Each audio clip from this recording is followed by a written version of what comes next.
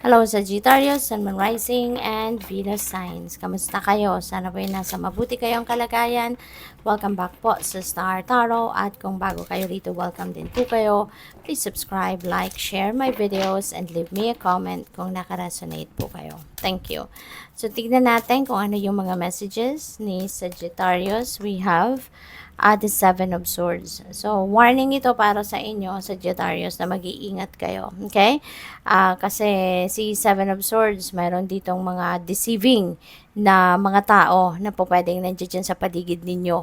At alam mo yun, may mga tao talagang ganyan na nagbabantay lang kung kailan maka-timing, no? Na makapangbudol, maka maaaring mga taong sinungaling din ito, no, na nandiyan sa paligid ninyo. Kaya mag-iingat lang kayo with the dealings ninyo with other people. Do not share important information, important details with other people. Okay?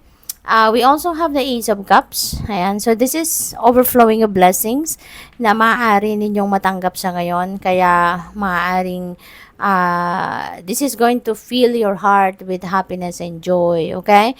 With the Ace of Cups. Kasi, ano to, siksik-liglig umaapaw, no? Ng kasiyahan ang pwedeng hatid ng siksik-liglig na umaapaw na biyaya, no? Na maaaring ibigay sa inyo sa ngayon, Sagittarius. Kaya this is really beautiful.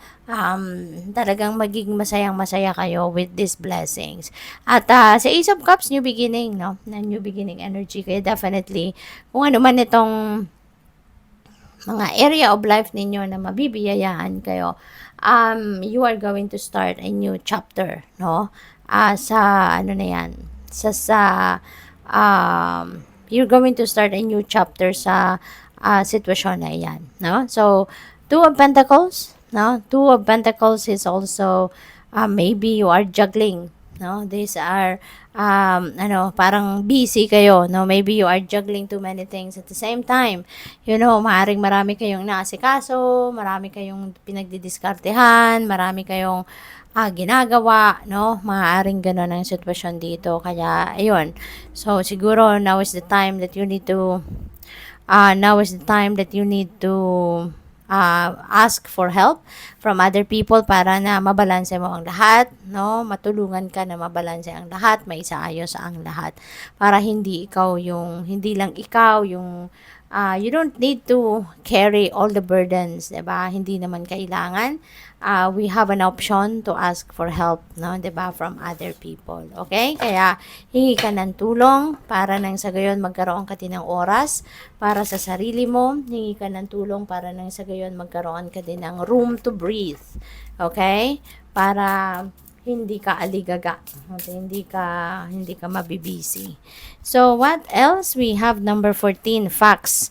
Ayan. So, si Fox may pagka-selfish ito eh. May pagka-selfish. So sana no, hindi kayo matempt, 'di ba, na maging selfish. You still consider to share the blessings na kung ano man ang meron ka, kasi si Ace of Cups, 'di ba? Bibigyan ka nito ng maraming biyaya, no? Overflowing of blessings are coming your way. Kaya, sobra-sobra yan para sa'yo. No? That's gonna come in abundance. Sobra-sobra yan para sa'yo. So that you can also share. Diba? Whatever blessings you have know with other people. Okay? Kaya, yan ay sobra-sobra para sa'yo. So, yun. Maaari, no, na panawagan din ito sa inyo na while you have a lot of blessings, while you are blessed with a lot of different things, so matuto din tayo na mag-share sa iba. Okay? So, what else? We have bouquet. Wow. So, meron ditong taong siguro magpapahayag ng kanyang romantic interest sa inyo, no? At hindi malayong mayroong pagiging in love dito for some of you. Baka ang iba sa inyo dito in love. Maybe now is the time that you're going to enter into a new love and romantic relationship. So, possible yan for some of you. Okay? There are good news as well, no, na paparating. Maaring Ang good news na yan could be related to pag-usaping pag-ibig nga or baka blessings talaga.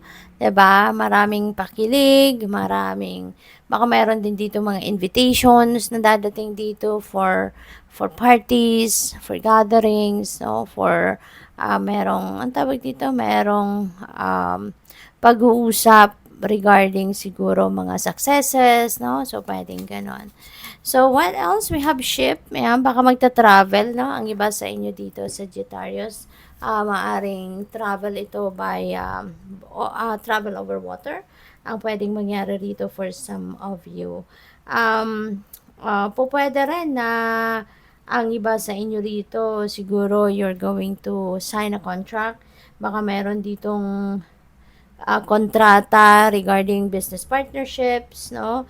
Or baka meron ditong baka meron mag-aasawa talaga dito, no? Yun ang napipick up ko. Baka meron mag-aasawa, kaya meron magpipirma dito ng marriage contract, you know? So yun, this is also a time for achievement and accomplishments. Kaya congrats din sa inyo. So good luck. Thank you for watching. Love and light. Namaste.